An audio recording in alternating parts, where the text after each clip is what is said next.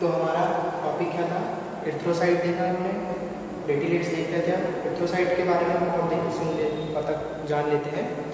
Erythrocyte का formation, RBC कब erythrocyte बनता है उसका फॉर्मेशन को बोलते हैं एरिथ्रोपोएसिस। क्या बोलते हैं? एरिथ्रोपोएसिस। आरबीसी के फॉर्मेशन को बोला जाता है एरिथ्रोपोएसिस।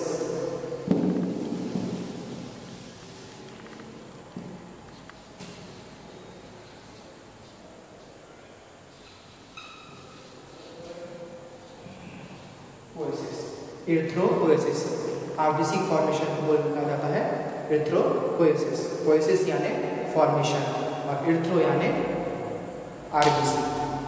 सबसे पहला स्टेज इसका होता है इसका फॉर्मेशन का प्रोएरिथ्रोब्लास्ट। सबसे पहले बनता है प्रोएरिथ्रोब्लास्ट में। प्रोएरिथ्रोब्लास्ट ऐसी स्टेज रहती है जिसमें न्यूक्लियस होता है।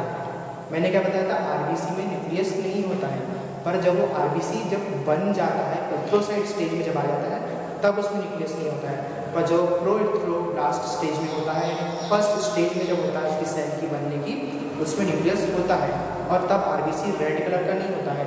हीमोग्लोबिन जो होता है, हीमोग्लोबिन के कारण और आरबीसी के कारण जो ब्लड होता है वो रेड कलर का होता है। हीमोग्लोबिन ऐसा पिगमेंट है जो कि ब्लड को रेड कलर देता है।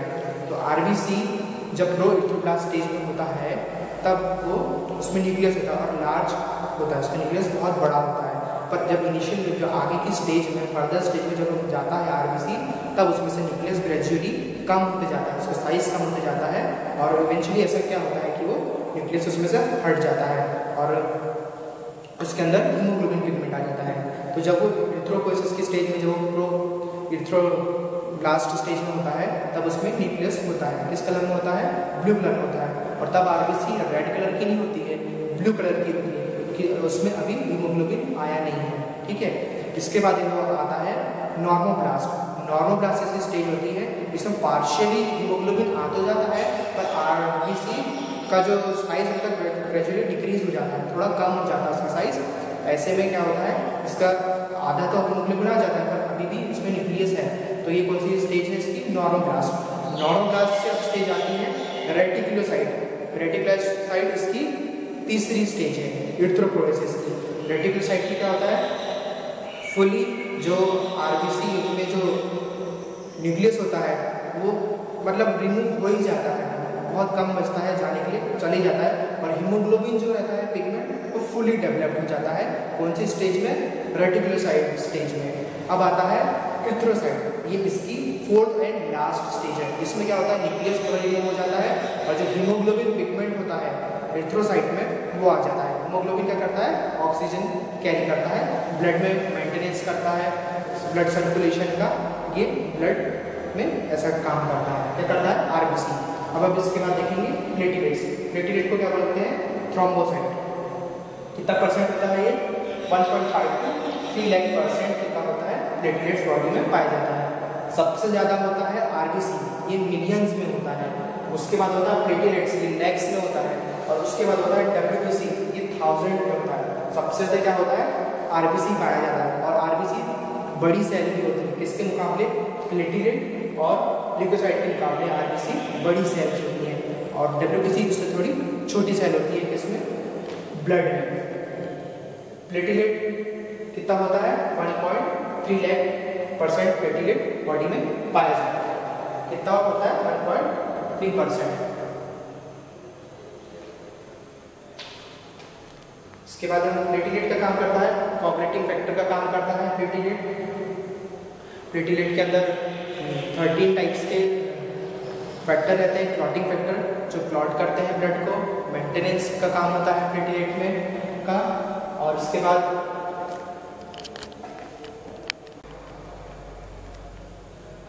तो प्लेटलेट क्या करता है?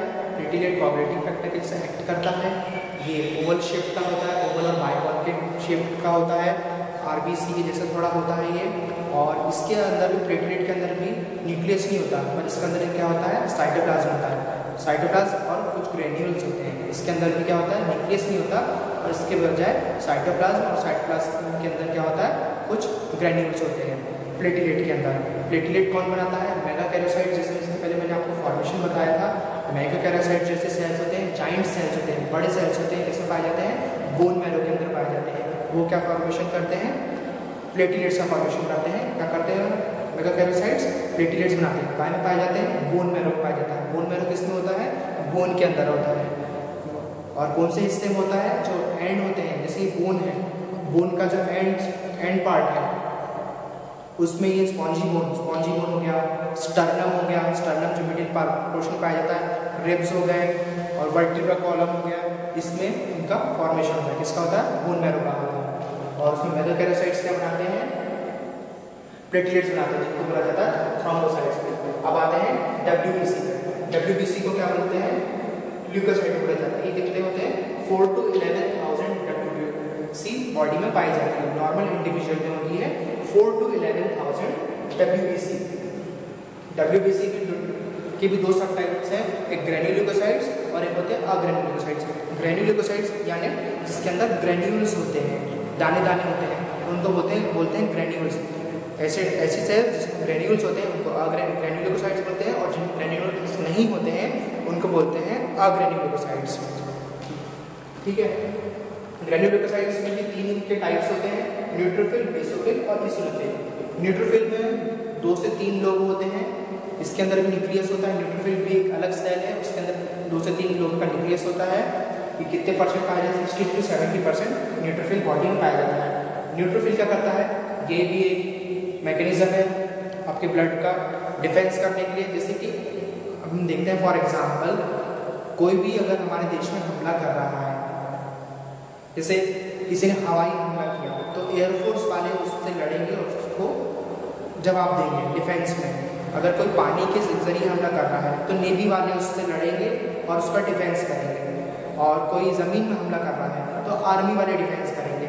इस तरीके से बॉडी में सेल्स पाए जाते हैं कि कौन सा इन्फेक्शन कब हो रहा है, उसके अकॉर्डिंग वो डिफेंस करते हैं। तो न्यूट्रोफिल कब डिफेंस करता है, जब बैक्टीरियल इन्फेक्शन होता है, यानी बैक्टीरिया या वायरस के द्वारा जब बॉडी में इन्फेक्शन होता है तब न्यूट्रोफिल रिलीज करता है। बॉडी क्या करती है, न्यूट्रोफिल का प्रोडक्शन करती है, और न्यूट्रोफिल का प्रोडक्शन क्या करता है, बैक्टीरिया को किल करता है। बैक्टीरिया अगर इन्फेक्शन है, जैसे कि आपको मैं ब्लड रिपोर्ट आपकी आई, ब्लड रिपोर्ट में डॉक्टर ने लिखा कि CBC करना है। CBC यानी टोटल ब्लड काउंट।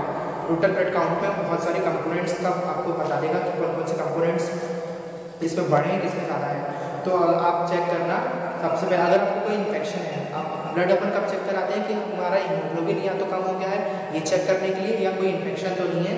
डॉक्टर को लगता है जैसे सर्दी खांसी बुखार, आपको कोई भी इन्फेक्शन है या यूरिन इन्फेक्शन है, यूरिन का होगा, पर यूरिन का टेस्ट होने के बाद पता चलता है कि यूरिन इन्फेक्शन है। पर अगर ब्लड रिलेटेड कोई इन्फेक्शन है तो उसमें आप देखना न्यूट्रोफिल, बेसोफिल और इसिनोफिल की वैल्यू तो नहीं बढ़ी हुई है। अगर उसमें न्यूट्रोफिल की वैल्यू बढ़ी हुई है तो पता चलता है कि आपको बैक्टीरियल इन्फेक्शन है, या अगर उसमें बेसोफिल की वैल्यू बढ़ी हुई है तो समझ में आता है कि इसमें पैरासाइटिक इन्फेक्शन, यानी पैरासाइट के द्वारा किसी इन्फेक्शन हुआ है। बैक्टीरिया, पैरासाइट एंड वायरस, ये सब जो तीनों हैं ये डिफरेंट होते हैं, इनका अलग अलग प्रकार के होते हैं। बैक्टीरिया अलग होता है, वायरस अलग होता है और पैरासाइट अलग होता है। पैरासाइट का फॉर एग्जांपल आपको पैरासाइट बता दूं, जैसे मॉस्किटो भी एक पैरासाइट छोड़ता है, जो कि फैल्सीफेरम, जो मलेरिया होता है, हमको फैल्सीफेरम होता है, और मलेरिया और नोवेलेसी, इसके सब टाइप्स हैं। तो ये एक पैरासाइट होता है। और कोई अर्थवॉर्म्स होता है, ये एक पैरासाइट का टाइप है। ऐसे पैरासाइट्स होते हैं।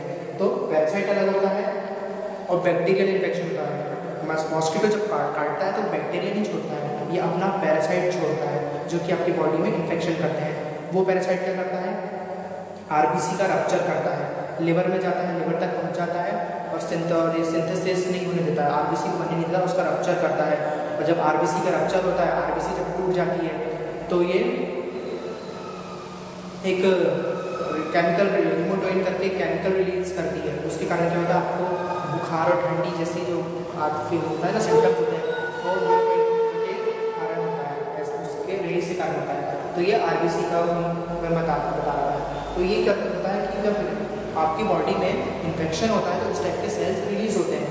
बैक्टीरियल इन्फेक्शन हुआ तो न्यूट्रोफिल रिलीज होगा, बेसोफिल और पैरासाइटिक इन्फेक्शन हुआ तो बेसोफिल रिलीज होगा। न्यूट्रोफिल होता है 60 to 70%, बेसोफिल होता है 0 to 1%। बहुत कम ये मात्रा में पाया जाता है क्योंकि पैरासाइटिक इन्फेक्शन हमको बहुत कम ही होता है। अगर पैरासाइटिक इन्फेक्शन आपकी बॉडी में हुआ तो ही न्यूट्रोफिल बढ़ेगा, नहीं तो इसकी वैल्यू बहुत कम होती है। बाकी 60 to 70% न्यूट्रोफिल तो बॉडी में होता ही होता है, क्योंकि रोज़ आए दिन हम किसी न किसी बैक्टीरिया, हमारी बॉडी में ट्रिलियंस ऑफ बैक्टीरिया होते हैं, हमारे स्किन में ही इतने बैक्टीरिया होते हैं कि हमको गिनती नहीं है उसकी। Trillions of billions of bacteria हमारी स्किन में पाए जाते हैं, पर कुछ बैक्टीरिया हेल्दी होते हैं और कुछ बैक्टीरिया अनहेल्दी होते हैं। कुछ बैक्टीरिया हमारी बॉडी के मैकेनिज्म को बनाए रखने में हेल्प करते हैं और कुछ मैकेनिज्म बिगाड़ते हैं। ठीक है, ये हो गया बेसोफिल के बारे में। और फिर इसिनोफिल होते हैं 1 to 6% इसिनोफिल होते हैं, ये भी बहुत कम मात्रा में पाया जाता है। जब कोई क्रॉनिक इन्फेक्शन होता है, किसी प्रकार का गंभीर इन्फेक्शन जब हमारी बॉडी में होता है, या लिवर या किसी प्रकार के ऑर्गन्स में किसी प्रकार का इन्फेक्शन हुआ, तब ये रिलीज हो, इसिनोफिल का जो काउंट है आपकी बॉडी में बढ़ जाता है। तो जब भी आप ब्लड रिपोर्ट देखो और इनके काउंट से आप पता लगा सकते हैं कि कौन सा इन्फेक्शन आपकी बॉडी में हुआ है और किस तरीके का इन्फेक्शन हुआ है, इस तरीके से आपकी बॉडी में आपको इससे पता चल जाता है। ठीक है, इसका एग्जाम्पल था WBC का एग्जाम्पल था। WBC क्या होते हैं? एक सेल्फ मैकेनिज्म जो होता है आपकी बॉडी का डिफेंस करने का, एक उसका टाइप वो होता है, टाइप होता है। इसके अंदर 2 टाइप होते हैं, ग्रेन्युलोसाइट्स और अग्रेन्युलोसाइट्स। ग्रेन्युलोसाइट्स में होते हैं न्यूट्रोफिल, बेसोफिल और इसिनोफिल। और अब हम देखेंगे अग्रेन्युलोसाइट। अग्रेन्युलोसाइट्स में भी 2 टाइप होते हैं, मोनोसाइट और लिम्फोसाइट। मोनोसाइट होता है 3 to 5% और लिम्फोसाइट होता है 20 to 30% बॉडी में पाया जाता है। लिम्फोसाइट के 2 टाइप होते हैं, एक स्मॉल लिम्फोसाइट होता है और एक लार्ज लिम्फोसाइट होता है। इसमें हम देखेंगे लिम्फोसाइट क्या बनाता है, लिम्फोसाइट बनाता है T लिम्फोसाइट और B लिम्फोसाइट। ये भी क्या होते हैं, इन्फेक्शन में जब होता है बॉडी में, ब्लड में इन्फेक्शन हुआ तो न्यूट्रोफिल, बेसोफिल और WBC जैसे जो सेल्स हैं वो रिलीज होंगे। इसिनोफिल जैसे बेसोफिल, न्यूट्रोफिल ऐसे सेल्स जब ब्लड के द्वारा जब इन्फेक्शन होता है तभी सेल्स रिलीज होंगे। पर जब ऑर्गन में किसी आपके अंदर ऑर्गन में अगर इन्फेक्शन है तो कौन से सेल रिलीज होंगे? T लिम्फोसाइट और B लिम्फोसाइट, जैसे कि मैंने आपको बताया था, ये सेल्स रिलीज होंगे। इनमें पाया जाता है ये अल्फा बीटा नाम ऐसे के एंटीबॉडीज होते हैं। ये लिम्फॉइड ऑर्गन्स में आपके पाया जाता है। जब ऑर्गन्स में किसी प्रकार का इन्फेक्शन होता है तब T लिम्फोसाइट और B लिम्फोसाइट टाइप के जो सेल्स हैं वो रिलीज होते हैं। क्या करने के लिए? मैकेनिज्म करने के लिए। ये आपका पूरा कंपोनेंट है ब्लड का। ब्लड के फंक्शन क्या होते हैं? विस्कोसिटी बनाए रखना आपकी बॉडी का, सर्कुलेशन बनाए रखना आपकी बॉडी में, इस तरीके से ब्लड के। ठीक है, तो ये हमारे ब्लड के कंपोनेंट्स और इनके फंक्शन। ब्लड क्या होता है? एक कनेक्टिव टिश्यू होता है जो कि रेगुलेट करता है आपकी बॉडी में hormones, mineral salts, proteins, vitamins. ये ब्लड का रेगुलेशन का काम होता है। ब्लड आपकी बॉडी में एक ऑर्गन से दूसरे स्थान में ये पहुंचाने का काम करता है। ब्लड कितना होता है? 4 to 6 लीटर आपकी बॉडी में, नॉर्मल इंडिविजुअल में 4 to 6% ब्लड होता है। ठीक है, ब्लड का काम क्या होता है? ऑक्सीजन ट्रांसपोर्ट करना और वेस्ट प्रोडक्ट को आपकी बॉडी से बाहर निकालना। हार्मोन्स का सिक्रीशन किसके द्वारा होता है? एंडोक्राइन ग्लैंड्स के द्वारा होता है। और एंडोक्राइन ग्लैंड्स जब क्या करती है? सीक्रेट करती है। एंडोक्राइन ग्लैंड्स क्या होगी? आपकी लिवर हो गया, थायराइड हो गया, और लिवर, थायराइड, एड्रिनल ग्लैंड और पिट्यूटरी, ये सब आपकी एंडोक्राइन ग्लैंड्स है। तो ये जब क्या करती है? हार्मोन सीक्रेट करती है, तो ब्लड के द्वारा ये आपकी बॉडी में इसका डिस्ट्रीब्यूशन होता है। ठीक है, ब्लड का क्या काम है? हार्मोन्स, मिनरल सॉल्ट उनका डिस्ट्रीब्यूशन करना, ऑक्सीजन को कैरी करना और वेस्ट प्रोडक्ट जो है आपकी बॉडी से कार्बन डाइऑक्साइड वगैरह ऐसे वेस्ट प्रोडक्ट का एक्सक्रीशन करना, यानी आपकी बॉडी से निकाल देना। ये तब ब्लड का काम होता है। और कौन कौन से सेल्स बनाते हैं? फॉर्मेशन कैसा होता है इसका? ब्लड का स्टेम सेल्स के द्वारा इसका फॉर्मेशन होता है। स्टेम सेल्स इनको बनाते हैं और उसके बाद जब ब्लड के कंपोनेंट्स क्या होते हैं? ब्लड पहले बनता कहाँ है? ब्लड क्या बनता है? बोन मैरो में और लिवर में, स्किन में, इनिशियल स्टेज में, स्टार्टिंग स्टेज में, फीटल लाइफ में। जब बच्चा माता के अंदर, गर्भ के अंदर रहता है, तब इनिशियल स्टेज में ब्लड का फॉर्मेशन होता है। बोन मैरो, स्प्लीन, लिवर, इस तरीके के ऑर्गन्स में होता है। पर जब वो बच्चा आफ्टर बर्थ, मतलब पैदा होने के कुछ समय बाद क्या होता है? सिर्फ इसका फॉर्मेशन बोन मैरो में ही होता है और बाकी किसी जगह पे नहीं होता है। और बोन मैरो क्या होती है? जब बच्चा 5 साल तक की उम्र का रहता है तब बोन मैरो रेड कलर की रहती है। पर जब 18 से 20 साल का रहता है तो जिसका मिडिल पार्ट रहता है बोन मैरो का, जो बोन के अंदर वो रहता है, इसका इनएक्टिव फॉर्म में हो जाता है, येलो फॉर्म में, येलोइश फॉर्म में हो जाता है। और जो शाफ्ट्स में, बोन के जो शाफ्ट रहते हैं, जैसे कि ये बोन है,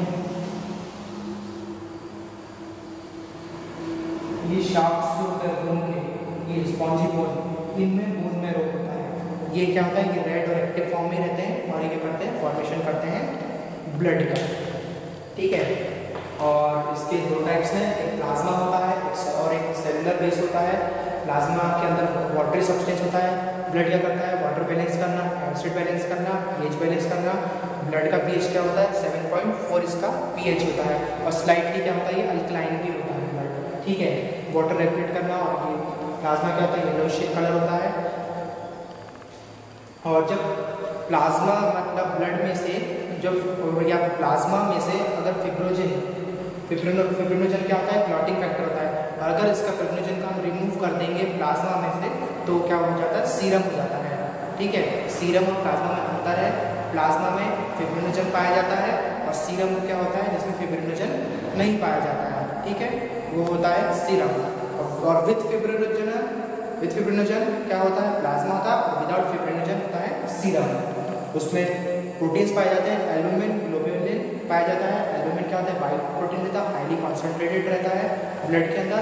उसका सिंथेसिस काय में होता है, लिवर में सिंथेसिस होता है। ग्लोबुलिन ये एंटीबॉडीज होती हैं आपके ब्लड में, ये भी डिफेंस मैकेनिज्म होता है आपकी बॉडी का।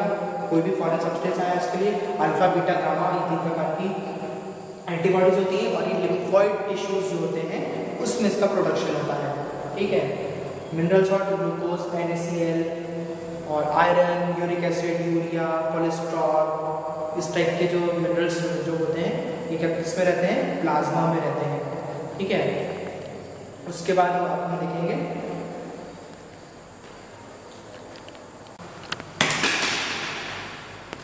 ठीक है। और सेलुलर में क्या होते हैं, आरबीसी, प्लेटलेट्स और ल्यूकोसाइट। आरबीसी में क्या होता है, आरबीसी क्या होता है, 4 to 6 मिलियन आरबीसी ब्लड में पाया जाता है। आरबीसी के अंदर आरबीसी क्या होती है, बाइकॉन्केव शेप की रहती है। रोलेक्स फॉर्मेशन करती है आरबीसी, रोलेक्स फॉर्मेशन करती है इसका स्ट्रक्चर में। आरबीसी का साइज बड़ा होता है डब्ल्यूबीसी के अकॉर्डिंग। आरबीसी के अंदर हीमोग्लोबिन पिगमेंट पाया जाता है। आरबीसी के अंदर न्यूक्लियस नहीं होता है। आरबीसी बनने की स्टेज को क्या बोलते हैं, इरिथ्रोपोएसिस बोलते हैं। इरिथ्रोपोएसिस की पहली स्टेज क्या होती है, प्रोइरिथ्रोब्लास्ट, जिसके अंदर क्या होता है, न्यूक्लियस होता है। और इस समय क्या होती है, ये ब्लूइश कलर की होती है। इस समय आरबीसी रेड कलर की नहीं होती है, ब्लूइश कलर की होती है। हीमोग्लोबिन जो पिगमेंट रहता है और आरबीसी के कारण ही आपका जो ब्लड रहता है रेड कलर का रहता है। अगर ये ना हो तो ब्लड आपका रेड कलर का नहीं रहेगा। ये भी प्लाज्मा के जैसे ट्रांसपेरेंट या ट्रांसलूसेंट कलर का रहेगा और इसके कारण ये इसका कलर रेड रहता है। और इसका होना बहुत इंपॉर्टेंट है कि अगर आपके ब्लड में ऑक्सीजन का जो कैरी करता है वो क्या कौन कैरी करता है, आरबीसी करता है। आरबीसी 2 प्रकार के पिगमेंट से बनकर बनता है, एक हीम यानी आयरन, ग्लोबिन यानी प्रोटीन। ये कॉन्जुगेट प्रोटीन रहता है जो हीमोग्लोबिन का फॉर्मेशन होता है। और ये क्या करते हैं कैरी ऑक्सीजन कैरी करते हैं। ठीक है, प्लेटलेट्स या थ्रोम्बोसाइट्स ये 1.5 से 3 लाख होते हैं। और ये कोआगुलेटिंग फैक्टर उसमें होते हैं, 13 प्रकार के कोआगुलेटिंग फैक्टर होते हैं इसमें प्लेटलेट्स में। और ये ब्लड का विस्कोसिटी बनाए रखने में, ब्लड ज़्यादा पतला ना हो जाए ये रखने में प्लेटलेट्स हेल्प करते हैं। डब्ल्यूबीसी ल्यूकोसाइट्स होते हैं, ग्रेनुलोसाइट्स और अग्रेनुलोसाइट्स। ठीक है, eosinophil, neutrophil, basophil, eosinophil. Neutrophil bacterial infection, basophil parasitic infection और इसोफिल क्रॉनिक इन्फेक्शन में काम आता है। ग्रेनुलोसाइट, मोनोसाइट और लिम्फोसाइट ये 2 प्रकार के होते हैं। ठीक है, तो ये था हमारा ब्लड कंपोनेंट्स और इसके कुछ फंक्शंस।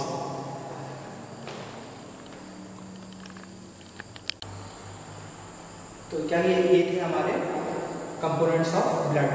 और आरबीसी का 2 पॉइंट और बताऊंगा कि आरबीसी जब कम हो जाता है उस टर्म को बोलते हैं पॉलीसाइथेमिया।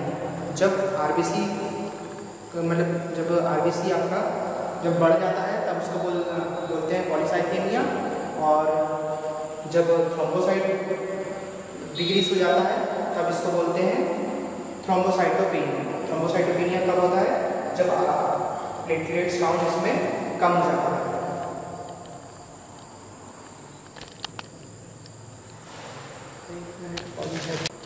ठीक है, पॉलीसाइथेमिया में क्या हो रहा है, आरबीसी आपका इंक्रीज हो रहा है और एनीमिया में क्या हो रहा है, आरबीसी डिक्रीज हो रहा है। और थ्रोम्बोसाइटोपेनिया में